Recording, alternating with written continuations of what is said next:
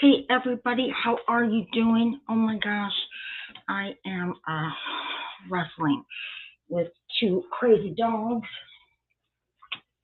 Make sure that we are on YouTube at the same time.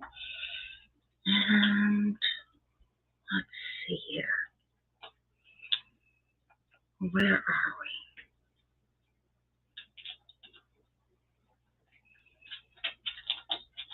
Where are we?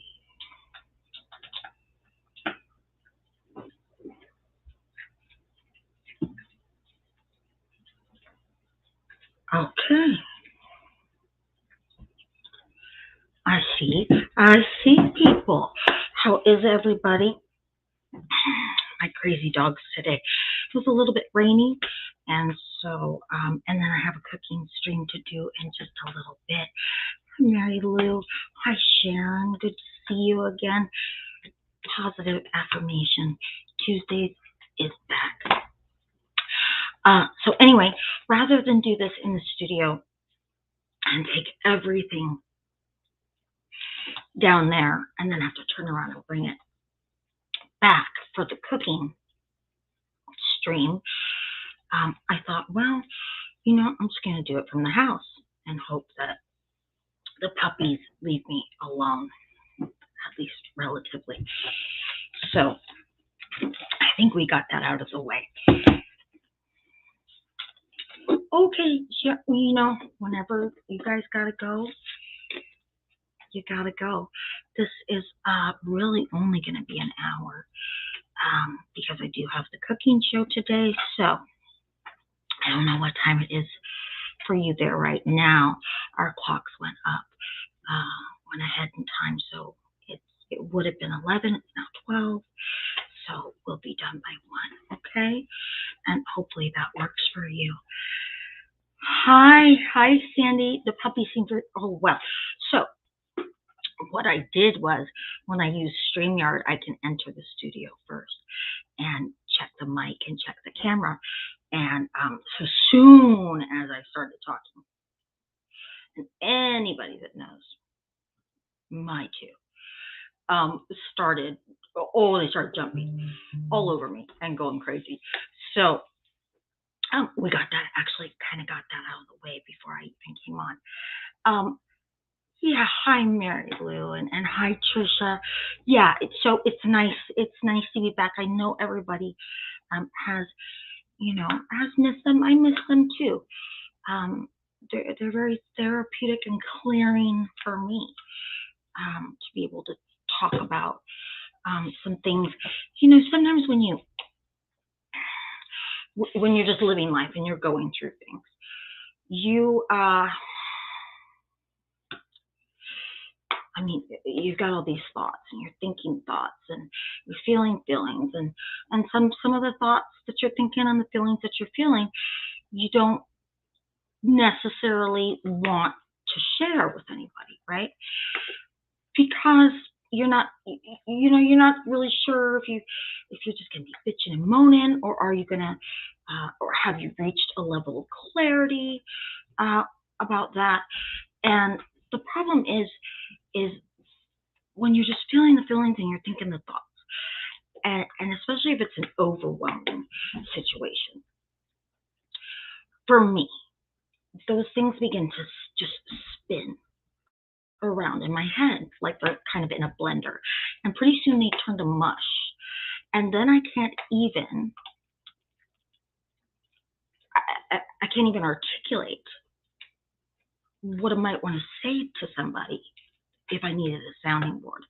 It's all going to come up in this mixture of totally convoluted feelings, emotions, thoughts, things that happened, things that they said, how that made me feel, how dare they, and what do you think of that, and what would you do with, you know what I mean? And you can't get, and the other person's going, whoa. They want to be, hi Ronnie Lynn, they want to be supportive, because I'm sure if you're going to somebody with some stuff, that has become big like that. You go into somebody you trust. So they want to be supportive. But you're just this um, emotional meteorite headed right towards them, right? So when I can talk about things like this in a calm manner and with, women, men, we've had men come in here before, um, that I feel are like-minded and it's a safe space, it always, it always, I always leave feeling clearer and not as burdened by some things. So I have missed these sessions too. And hello to anybody that is new. I know Sandy is just joining us. Okay. Now, today we're going to talk about controlling people and controlling behaviors. I'm sure we've all been around somebody who tried to control us, control a situation, control the narrative, right? Control the way we respond. I certainly, sometimes I feel like I've been around more than my fair share. And, and I'm like, could somebody like just do me a favor and just knock this target off my back? Because I don't know why these people keep coming into my life. The same types of personalities, right? I'm sure that at some point, some of you have been around those type of people, and in some instances, it's perfectly acceptable and responsible for another person to control the situation or the environment that you're in, right?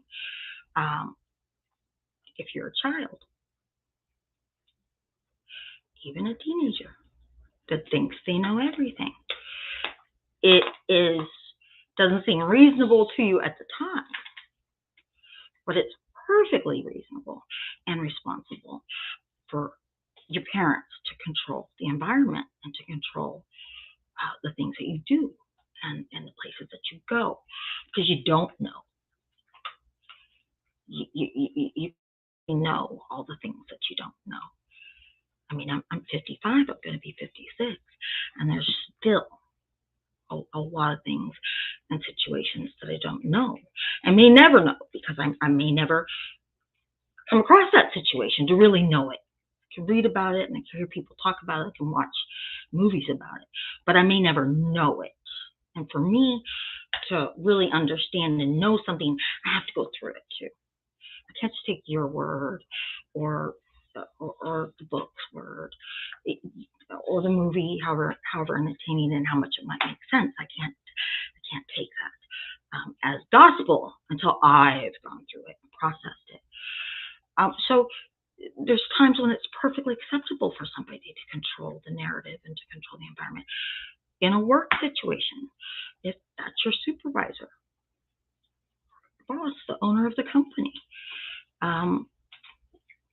completely acceptable and reasonable that they're controlling things. And you, telling you where to go and how to be and how to act and how to interact, right? So those are completely acceptable situations. But when you're in a relationship or friendship with somebody, even a familial, a family relationship where they're trying to control it, and you're grown, way grown, not 18, 19. You're in your 30s, 40s, have your own family. And those people are still trying to control the narrative, or your lover is, or your boyfriend is, or your husband is. or one of your friends are, or even somebody that you're in business with, but that's a partner that doesn't have, you guys are equal, but one person is trying to control it. That's not okay. And sometimes I hesitate to use the word toxic because it's thrown around a lot, kind of like kind of the way dysfunctional was thrown around. 90s, early 2000s, but they're appropriate. Toxic and dysfunctional were not part of my verbiage growing up. Never heard those words. I certainly never heard those words applied to relationships or situations or family environments. But when I heard them, when I heard those words used in that context, it was an aha moment. I was like, oh, that says it all. That says it all right there. That's all of it. That's all of it and everybody, right? When you're in a relationship or friendship or partnership, that should be equal and supportive, and you guys should be aiming for that same star, right? You're on the same mission, and somebody is controlling you or the situation or your response or the narrative. That is toxic, and it's really uncomfortable because it really makes it makes you feel torn, right? And if you're torn, it's really hard to get a grasp on what you're really feeling and what's really going on, right? If you're torn, you're dealing with two different but very strong feelings and emotions, and most people probably are trying to bridge that gap, and it's admirable. Try to bridge it so you can fix it and make it better, but it's pretty damn taxing when it's not your issue, when you're not the one that caused the separation and the gap,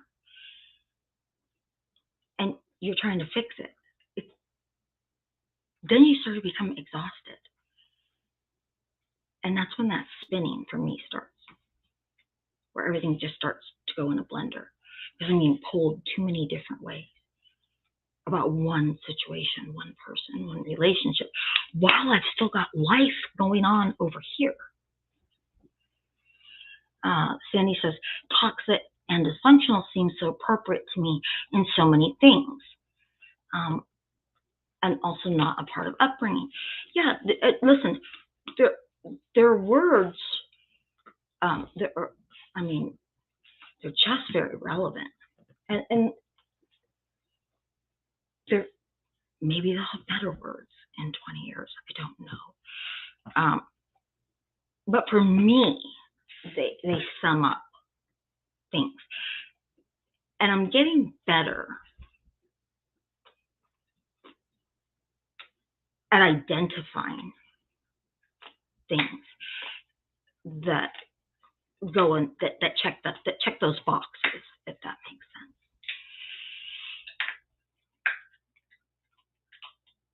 And it can be really hard, and people can be hesitant to check that box next to a relationship or a situation that in which they've invested a lot of time and a lot of emotion. You don't want to check that box because it's really hard to uncheck it once you've acknowledged that that's what's going on, right? Can you guys relate to that? Sometimes people don't want to call something by its name because once you've done that, you can't ever unacknowledge that. It doesn't matter how many I'm sorry's or how many heart to hearts that you have or how many counseling sessions or whatever. Once you tick that box, even if you got some mental whiteout, if you had a bottle of mental whiteout, but you would know. You would know. You can lie to almost anybody but yourself. So people are hesitant to label, like I said, check that box. And that adds more to the confusion. And all of that, being invested in a relationship or situation or environment, and having invested time and a lot of emotion, and having a vested interest in the outcome, and then being confused and knowing what something is, not wanting to name it, because then you might have to step away from it or become a coward again in your mind, right? And we've all done that to ourselves. We've all known when we should step up and say something, known when it's totally more appropriate for us to say or do something in a situation, and we don't do it. And in the back of our mind, sometimes in the middle, sometimes in the front, comes that voice, you coward. You fucking coward. You chicken shit again. You just can't do anything. Right? Ronnie says, I tend to try over and over to fix it. If it can't be fixed, I say goodbye. And she's referring to a family relationship. And listen, that's what people do. Because if it's a family relationship, something that's really sticky to try to get out of, right? So you do try to fix it because you don't, especially if there's a lot of other family. You don't want to make everything uncomfortable for everybody. You don't want to be talked about every time that there's a holiday or a get together. Well, what are we going to do about those two? Right? You kind of just suck it up and deal with it. And there's time, and there's emotion, and there's history, right? And then there's that thing with people that, listen, you're not a bad person if you say, I'm out of here. You're not a bad person. Sometimes the people that tend to stay in relationships and environments that they should leave have some of the biggest hearts of anybody I know. So when you have a big heart, a lot of times you're worried about everybody else's feelings first before yours. If it's a sister or brother, how are mom and dad going to feel? How is this going to affect everybody at the holidays? And I don't want to hurt my sister. I just want her to stop acting the way she's acting. Or you think you can love somebody better, which happens a lot of times in relationships. Partner, husband and wife, boyfriend, girlfriend. The other person thinks I can just show them how loyal I am and how much I love them, and I can tell them more, and I can try to I can fix it. I can fix it and get this person to a different place. Again, some of these people that do that have some of the biggest hearts and of the most compassionate people that I've ever met in my life. And there's nothing wrong with trying to fix a toxic or dysfunctional relationship or environment or situation. But if you're not the one that's being the controlling person or exhibiting the controlling behavior, gaslighting, or bringing the toxicity and dysfunction in, if you're not the one that's doing that, you kind of need the other person along with you on the restoration project, right? If you didn't cause it by yourself, chances are you're not going to fix it by yourself. Does that make sense? Ronnie says, well, she lives far away from me, thankfully. Well, even if she lived next door,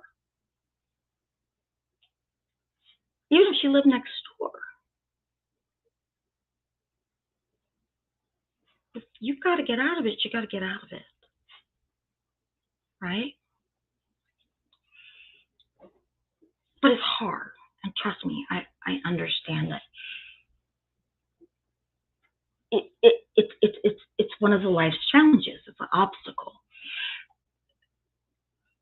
that's difficult to overcome. Okay, if it's a work relationship and you don't have things like a toddler at home that has baby checks, where you're reliant on the medical insurance, because sometimes if you go to a new job, it could be 6 months, it could be a year. Every corporation or business, if they offer medical or dental, have different criteria that has to be met. Very rarely, unless you're like a C-suite executive, do you onboard with a company where automatically you just get all the benefits right off, right? Because they're spending money on their end, and they want to know that you're invested in being at the company. But other than that, if it's just a work situation, you can go. You can start looking for another job without them even knowing, right? The family relationships and husband and wife relationships are a lot harder to untangle yourself from, right? Sandy says, I really dislike the fixer aspect of my personality, and I tend to try to fix something until I break into Psycho Torch Bridges level, right? Well, that's what happens. That's what happens. You try to fix, you're doing all this work on your own, because you don't want to bring it up. You don't want to bring it up. Nothing's going to come out of that, right? If you bring it up, you may as well just leave. And maybe you can fix it before it ever needs to come to that, right? And so you're putting up with all of the control and the controlling behavior from the other person, the toxicity and the dysfunction. And you're putting up with it, and you're trying to fix it on your end, right? And you don't want to talk to anybody about it. Because we're not at stage orange yet, right? We don't want to get to red alert. But you're not there, and you don't really want to burden anybody, and you really don't want them thinking thoughts about, your partner or whoever, and and you probably really don't want their opinion, because you probably know what they're going to say, and you're not ready to check that box yet. And once they say it, you can't unhear it. And now somebody else is looking at you like, what the fuck is wrong with you? You're already doing that to yourself, right? And so you're holding it all in, and you're on the receiving end of all this crap, and you're trying to fix it. You're just pedaling as fast as you can to keep your head above water. Okay. And this is just one aspect of your life. You got all the other aspects of life going on. Of course, you're going to snap. And when that comes out, when that dragon rears its head and that ball of just fire shoots out, it's kind of hard to fix things then. Because then it all comes out in one big ball, one big fiery ball of resentment, regret, anger, frustration, hurt, exhaustion. And you just open your, and it just comes out. And the other person is standing there, just the smoke coming off them, just singed. The delivery probably wasn't the best. So, once they check to make sure that there's not parts of them still actually on fire, they're launching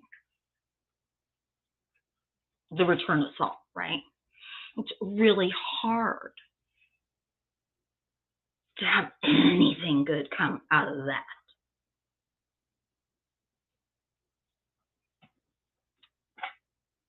Mary Lou says it's really hard to say when you've had enough and need to isolate yourself from another person, especially family. It is. And that's why we talk about this stuff, because it's a huge challenge. I don't talk about it because I think it's easy. If it was easy, we wouldn't need to talk about it. Ronnie Lynn says being gaslighted is something that cannot be accepted. It can't be accepted, but it is all the time. If gaslighting wasn't accepted, it would be lingering about to the point where people labeled it as gaslighting.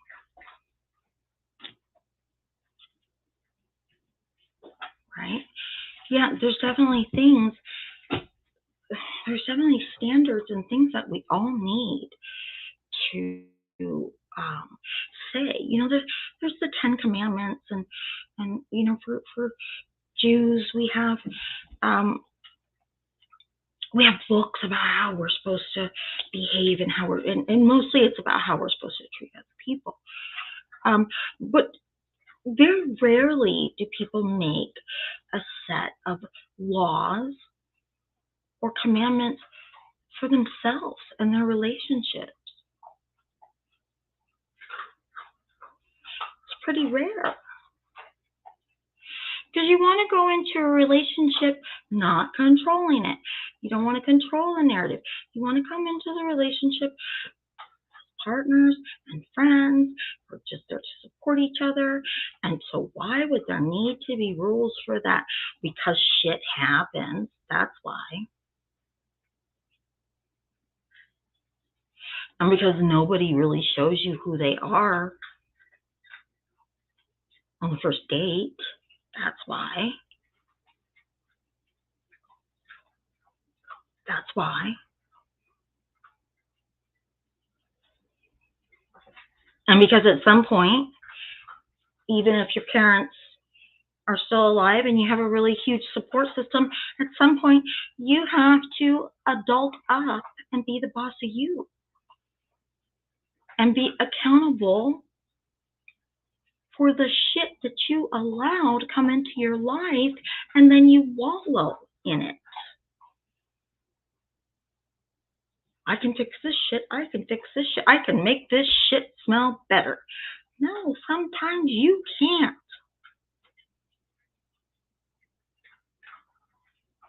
Sometimes you can't. It's Sandy says it's sad how common gaslighting and progressive interaction seems common nowadays. Well, does it seem common nowadays, or has it always been? We just didn't know what to call it. My family couldn't have been any more dysfunctional, but I didn't know that word back then.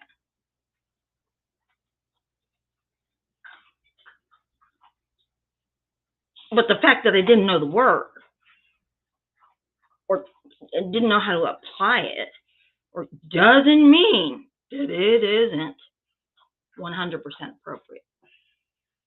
Well, so this is what I'm talking about. Sandy says, I think it always was. So it always was here, there. And it's worse, and was worse, just we didn't know. That's what I'm talking about when people hesitate to check a box next to a situation or a relationship, right? Because once you really know, you just can't unknow it. You can't unknow it. Yeah, I think that gaslighting and dysfunctional families and toxic relationships have been around since the beginning of time. It's an unfortunate part of human behavior. But it doesn't mean you have to accept it. I mean, there's other parts of human behavior that really suck. I know a lot about them now, especially that I do a weekly true crime live stream, right? I really get to just delve right in there to some of, just the really sickest parts of humanity. So there's a lot. Prisons all over are just busting to capacity with the unfortunate parts of human behavior. But you don't have to invite them to Thanksgiving dinner or move into your house. It's funny because we go, oh, look at that. Look, and we point and we talk about it and do, live streams about it. People make documentaries about it.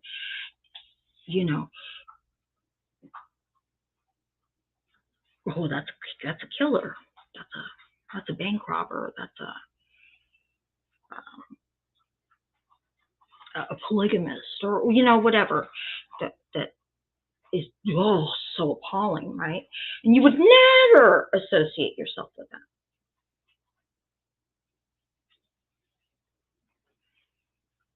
Well, I think that gaslighting and being around people that control you and are just toxic and like frenemies, people that act like your friend, but they're really not your friend, and they're really just trying to sabotage you every way that you can. They try to sabotage you, and then maybe get some sick satisfaction when you come to them going, that everything keeps falling apart, and I don't know why. And they're the ones that set you up for it. Those things to me are equally unacceptable, but sometimes they creep in to your life, right? And before you know it, they're just a part of your life that's hard to untangle yourself from, right? Does this, or is it just me? Sandy says, I still look forward to meeting a healthy family. Well, you know, you can always create your own family. There can always be a family of your choosing, right? A family that's made up of friends and people that really, really support you and really want to see you happy and thriving, and wouldn't hurt you for anything in the world. So, I mean, you can do that, but I think first you just have to set standards for what's acceptable. You know, no murder is allowed in my family of choice. No child molesters, nobody that's horrible to animals, picks on things that are dependent on others and don't really have a voice. And nobody that tries to turn down the volume on your voice, because that's abusive. That's abusive. That's control. When somebody tries to talk over, and you know, I'm saying this in a way theoretically, because when someone tries to talk over your needs and what's best for you, that's dumbing you down, right? That's muting your voice, and it's control. Oh, see, now they're getting crazy. Now they're running around getting crazy. You see how well behaved these dogs are? Sandy, aren't you sorry you even said that? Yeah, I unplugged the power cord, you big chuck of worms.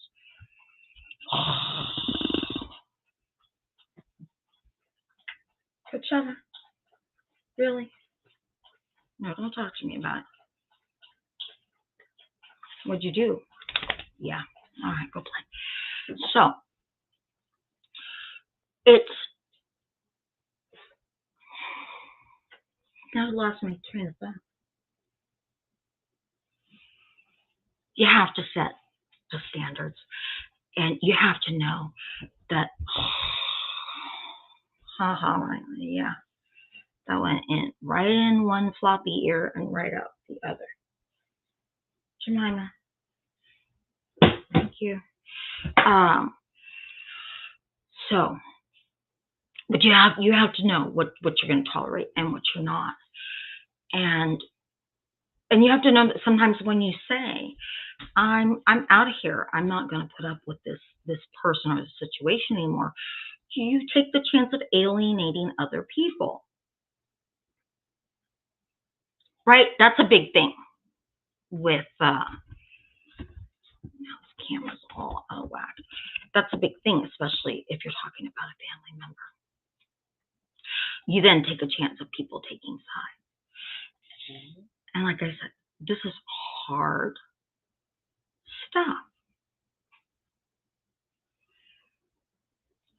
It's even hard if nobody's watching and it's your relationship and nobody's really watching and nobody really knows what's going on. It's hard. It's still hard to step up and say, you know what, you've been really controlling, and this behavior is just, it's becoming to the point that it's so unacceptable to me, because keeping you around is costing me myself. I can't lose me. I cannot sacrifice myself, because it's starting to appear to me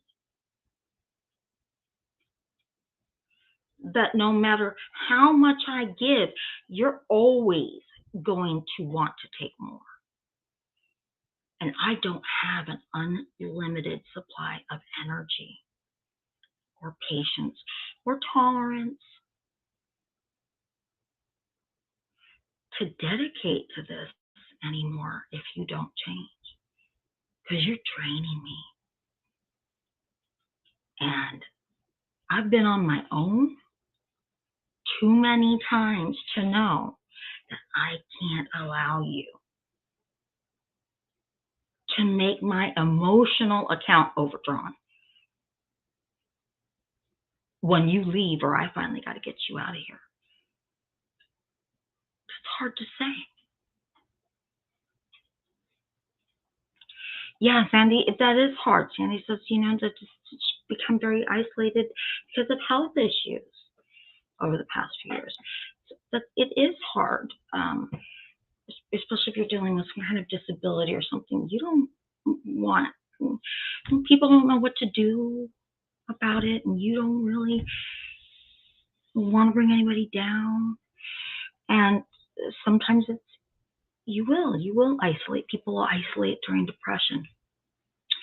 People will isolate for a lot of reasons. People will isolate definitely if they're in an abusive or toxic relationship because they don't want anybody else to see it.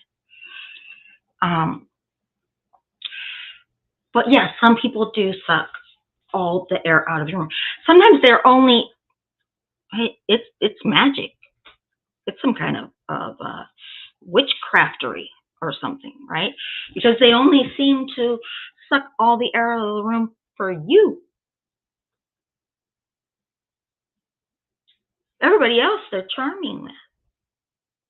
They're helpful with. They'll drop anything at any time to drive 3 days to help somebody. But they won't get up off the couch for you. That means they found the weakest link. Just because they're being charming to everybody else doesn't mean that's who they really are. Don't believe it when they say, well, I don't treat anybody else that way. It must be something you're doing. No. Bullies and idiots have a way of finding the person that they can manipulate. And part of the manipulation and the gaslighting is the way that they don't treat anybody else that way. No, I mean, it is you, but it's not you. It is you because you have a big heart and you don't want to say anything. And you want to fix it and you don't want to cause a problem and you're not really sure. And what if they leave? And so it is you, but it's them.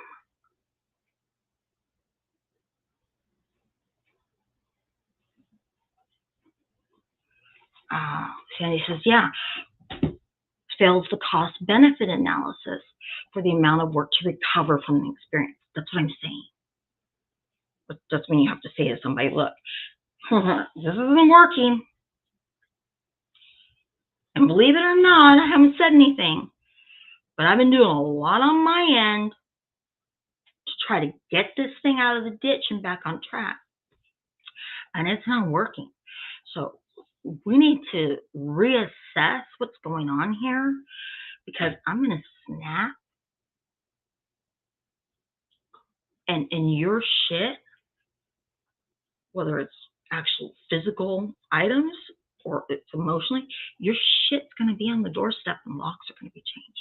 Now, if that's okay with you, tell me now, let's do it now. Because that means it's all about you. And I'm tired of it being all about you. Because everything being all about you is really fucking with me. And my ability to handle other things in life that I've been neglecting and really need my attention and some energy. You're draining it all. So if you don't see a problem, you don't know what to change, and you think I'm the one that needs to change, let's say it now, and let's just get this shit on and over with. Because you have to. You have to before you get drained. You owe that to you. You're born alone, you're going to die alone. People are going to come and go in your lives. friends, lovers, jobs, family, by death, divorce, or desertion.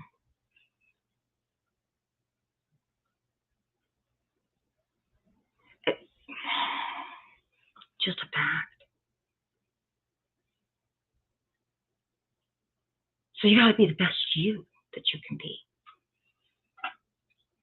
And I don't think somebody controlling you or your thoughts or your emotions, or, even by not talking about it, they're controlling your responses by you just not even feeling comfortable enough to say anything.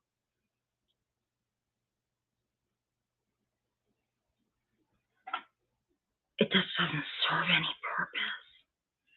And it never, ever in the history of ever has anybody ever gone on a talk show or gone to their therapist after 20 years of being in a controlling relationship or environment with somebody that's exhibiting controlling and toxic and dysfunctional behavior and gaslighting? Nobody has ever gone into their therapist's office, or gone to their best friend, or gone to their pastor or their rabbi, or gone on Dr. Phil and said, well, you know what? I waited it out for 40 years and it worked. So you're all wrong. I sacrificed 40 years of myself. I put my emotions in a shoebox, put them on the top shelf and forgot about them. And all I did was cater to this job or this occupation or this family or this person. And it worked. Well, yeah, probably because they died or you retired. Nobody has ever said that. Ever.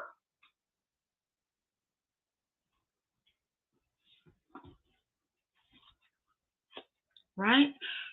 Sandy says, I unfortunately can have that impact on some people. I think if not in the right state. And Ron says, and relearning that you deserve to be treated better. Yeah, you have to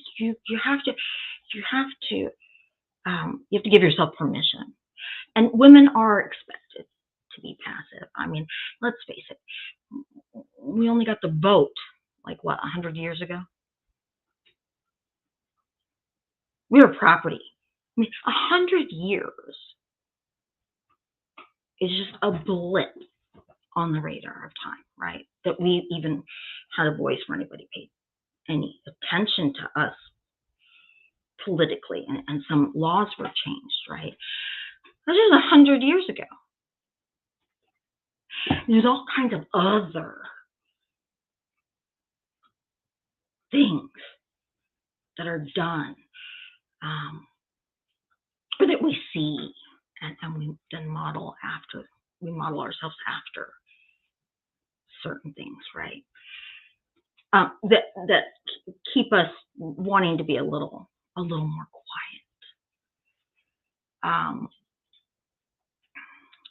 The sentence is very true. Seems to me like the whole society is dysfunctional and toxic and downright abuse. Don't know how to fix it. Well, no, it's not the whole society. That's the thing. There are people that are in healthy relationships, healthy, happy relationships, healthy, productive, satisfying, rewarding work environments that have truly supportive, loving friends. That exists. Not everybody has a crappy relationship or work situation or a circle of friends. No. And even if it was everybody, and you say, I don't know how to fix it, it's not your job. Just like nobody is going to come flying in with a cape on and rescue you from your situation, you're not going to be able to do that for anybody else either. Especially if you have shit going on in your own life that you haven't figured out, because they're going to be like, what a joke. You're the last person I need to come into this situation. I'm having a hard enough time as it is without you busting down the door in gasoline-soaked drawers to a bonfire. You're going to make this shit way worse. Get out of here. I'll text you later, right? You can't. No, a lot doesn't need to change in society. A lot needs to change. What do you think society is? A society is a mass of people, individuals that are brought together either by geographic, religious, monetary, demographics. All individuals.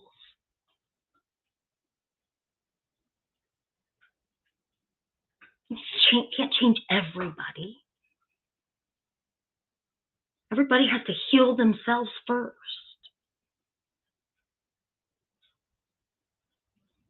Put the oxygen mask on yourself first. It's so easy to finger point and say, "Oh well, look at over there. What's going on over there? Look at them, and look at this, right? Look at that. No. Look at them and don't look at that, and don't pat yourself on the back and tell yourself how great you're doing when you're just sitting on the couch watching the news. You didn't do anything but pay your cable bill. Pat yourself on the back that you're not on TV with that idiot. You didn't do anything." They don't look over there and look over that and look over there and point that and say, "Well, it's society. Society is the reason that I'm fucked up." No, go look in the mirror. Everybody in here is grown-ups now. Okay? You don't get to blame it on Susie at school anymore, or Mom won't let me, or we're grown-ups now. We have all been in charge of our own destiny for a while. It's just going to take a lot of balls and a lot of dedication and a lot of self-motivation, keeping your eye on the ball, to start to change some of the ways that you look at things and to change some relationships that aren't working. It's going to take more because you put up with it for longer, right? Working on yourself and your judgment and perspective feels like a full-time job. Well, you should be a full-time job, Sandy. Who else's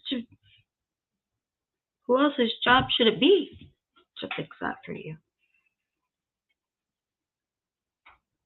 You just have to fix one little bit at a time.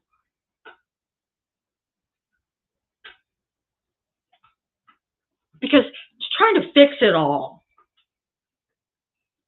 is just too overwhelming for any of us. And you can get overwhelmed to the point that you're paralyzed, catatonic. You can see what's going on, but you can't talk, you can't blink, you can't move, you can't even send up a flare because you are so overwhelmed by the situation. So you just have to sit back and say, what can I fix today? If I'm not in the right headspace to fix anything today, what can I fix in a week? What needs to be fixed by the end of this month, by the end of this year? What has to change by X date? And then focus on that and tick it off the box. Tick that box and cross it off the list. Can't fix everything all at once. Can't focus on society. Has to be you, okay? It just has to be. You have to start with yourself. It is the most worthwhile job that exists. And it would probably be a lot easier if we could just live in a bubble where there weren't health problems or financial stresses or other people interfering or social media, right, that demands our time, or our favorite soap opera on at whatever time, or other demands. It'd be easy if we could just be like the monks, right? Where their only job is to cultivate their spirituality. Right? They don't have to worry about paying bills and women and relationships. It'd probably be a lot easier. You could probably fast track it if you didn't have all that. That's not life. And that's why it's challenging. I'm not saying it's easy. I'm not saying it's easy. Well, the bubble might get a little lonely, but it's not going to be too lonely if you're really in there doing the work, because you're going to be pretty busy, right? So, all right, we're about coming up on an hour. So I'm going to get to, I had 2 readings for us today. I don't know if we're going to really have time for them. Well, here, we're going to start with this one. Anybody that knows me knows I really like Melody Beatty, and one of my favorite books from hers is The Language of Letting Go. It's about codependency. But this is her other book called Journey to the Heart, and it's daily meditations on the path to freeing your soul. So I'm going to read that one. And then I'm going to, I have 2 of the affirmation cards, and then we'll read those before we go. Okay? Other than that, we got to wrap it up, because unfortunately I got another stream to do in an hour. And so I can't go longer. You know, normally we would just go for a while, but I can't do that today. So, okay. So this reading is just a 1-page reading, and it usually always has an affirmation at the bottom, and it's titled, You Decide. This is an old lesson, but it bears repeating and remembering. We don't have to let anyone control our lives, our choices, our joy. No matter how well we thought we learned that lesson, it often reappears. Another person starts to pull our strings. We get involved, entangled, hooked in. We hear ourselves singing an old tune. If only she would, if only he would, then I would be, fill in the blank. We realize that once again, we have given up too much control. We have deferred our lives to the wishes, whims, and choices of another. Yes, if we are living fully, we will have reactions to those around us. Our relationships will help shape us and teach us things. And yes, there are times we are so connected to others, love them so much that their path does affect ours. But we don't have to let another person control our choices, our behaviors, or our lives. Maybe she will. Maybe he won't. But what about you? What do you want? What course of action feels right for you, for your life? Do you want to assign responsibility for whether you take that course to another? Do you really? Sometimes, no matter how much you love others, it's time to let go. Time to let them walk their path. Time to realize that it's your responsibility to walk your own.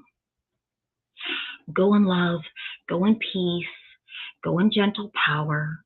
You are responsible for your life. You are responsible for your choices. It doesn't matter what the other person does. You are still responsible for you. Take care of yourself, then take it one step further. Love, nurture, honor, and respect yourself. And the affirmation says, only you can decide what you're going to do.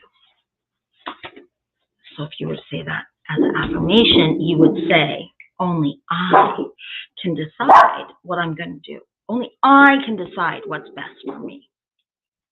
Okay? So was all we had time for today. These are the two cards that I pulled, so I'll just read this one first. It says, I release all criticism. And the back has the affirmation. I only give out that which I wish to receive in return. My love and acceptance of others is mirrored to me in every moment. Means if you're giving love and respect and support and you're nurturing, you should be seeing that coming right back. Maybe not if that person's in crisis at the moment. They might be a little bit busy. But overall, whatever you're putting into a relationship should be reciprocated the majority of the time. Okay? That's just math. That's just the way it needs to add up. Okay? And then the last one says, and sometimes these are ones that I use in like a journal because they have an affirmation on one side, but then a question, a pretty thought-provoking question on the other. So sometimes I'll take that question and I'll write in a journal, and I'll write the question down, and then I'll really journal about my answer, my thoughts, where I'm at that moment. The question is, what distractions are hindering your productivity? And how can you reduce them? And the back says, the affirmation says, I will always find a way, and a way will always find me. I'm going to add to that, you cannot find what you do not seek. Okay, and you can't seek out something better until you acknowledge why you need to go, why you need to go on a journey to find that something better. You can't do that until you name what it is that's forcing you to go on that mission, and you check the box next to it and say, this is what it is, and I can't change it, and I've tried taking all the energy I can.